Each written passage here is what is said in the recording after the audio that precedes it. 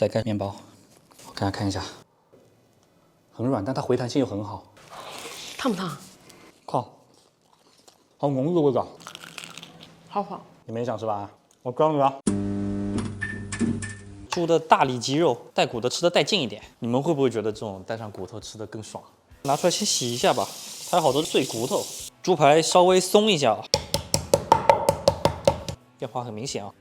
猪排外侧会有一层筋膜，这个要切断的啊，因为这个肉排在煎制的过程当中啊，它会收缩，筋膜收缩的比例和肉不一样，筋膜会收得更紧，然后就会打卷，就切个2刀就可以了。这里一共是800克的猪排，准备干葱头5个，大概70克左右。我们之前在做卤肉饭的时候也用到过，放进去腌一下啊。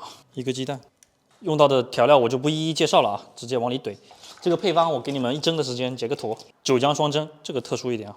哇，这个鱼露又鲜又臭的，哇，这个鱼露太臭了，我天哪！鱼虾发酵的味道。以前我们去惠食家吃过一个虾酱猪头肉，哦哟，闻起来是真臭，但吃起来是真香。把它放到一边腌4个小时。好，我们接下来做一个面包，高筋粉啊和盐混合到一起。我其实很烦在家里做面包，因为我不会。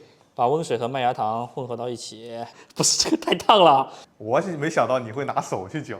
这个有点像短款的法棍，对，你还记不记得我当年做的那个法棍？那个分面好像是插到嘴里的那个是吧？对，硬的离谱那个法棍。酵母也要先融化进去啊。来呀，你在干嘛啊？什么素质啊？扣你钱啊！就可以往面团里面倒了。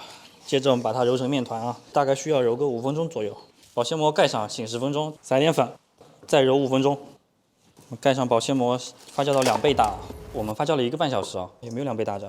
压一下排气啊。接着我们来把它分成6份，我感觉有大有小啊。整成圆形先放一边，接着擀成长条状，卷起来。滚成这个形状之后，再让它松弛10分钟，最后整一下形，把它还是擀成长条状，然后把它卷起来。怎么可以做到这么难看的？大小还不均匀，而且怎么感觉别人那么漂亮，我这个怎么这么丑啊？做这个东西也随人长相吗？你看为什么我2头是这样的？要不要再放开一点啊？万一它要是等会儿发得很大，没有地方让它发展了就很尴尬。完了，这个保鲜膜我不敢盖啊，万一它发起来粘到保鲜膜上怎么办？2 hours later。万一它要是等会儿发得很大，没有地方让它发展了就很尴尬。万一它发起来粘到保鲜膜上怎么办？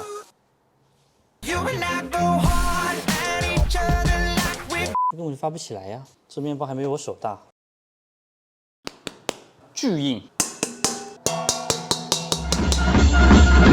我们发现一个问题，本来我们预期它拉一刀会裂开，本来感觉挺漂亮，但是你发现它这边有点被限制住了，可能是因为我们在2次发酵的过程当中，它表面风干了，结了壳，所以裂开的时候就很难看。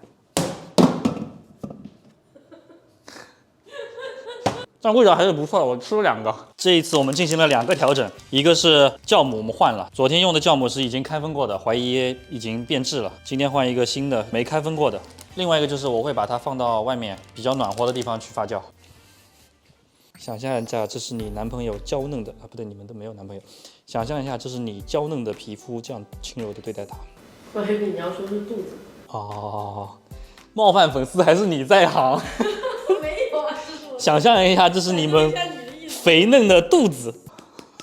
放到这里也不要太阳直射吧，这里好暖和。50分钟就发了差不多有2倍多了，感觉。今天我们的量要分成8份了。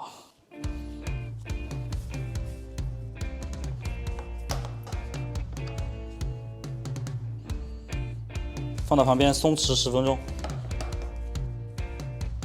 直接准备开始发酵了啊！稍微喷上一点水吧，这样再去发酵50分钟。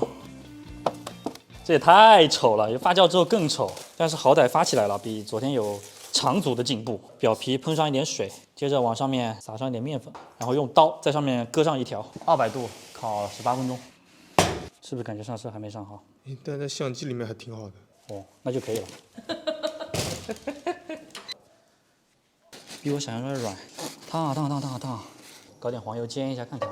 哇，黄油好香啊！把我们切好的这个面包切开这一面朝下，有没有上色？上色了。是吧？再煎一下，怎么样？还行吧。我们来炸猪排啊，180多，其实可以煎，我们这里选择炸的方式。哇，这个好香啊！我天哪！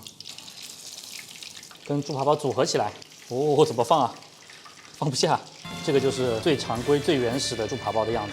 我先尝一下啊，这面包好软，外面好脆，有点东西，内里又用黄油煎了一下，所以是带一点点焦香、黄油香，好脆啊！我不推荐大家在这里做，这个面包好麻烦，做起来好费劲，至少对我来说很困难。但是你们可以去外面买点面包，买点法棍，切了稍微煎一下，然后把猪排放进去，直接吃，非常好。嗯，是的。哦，这个芝士，小心烫。这芝士往外流下来了。好吧，我们今天就录到这里，我们下期视频再见，拜拜。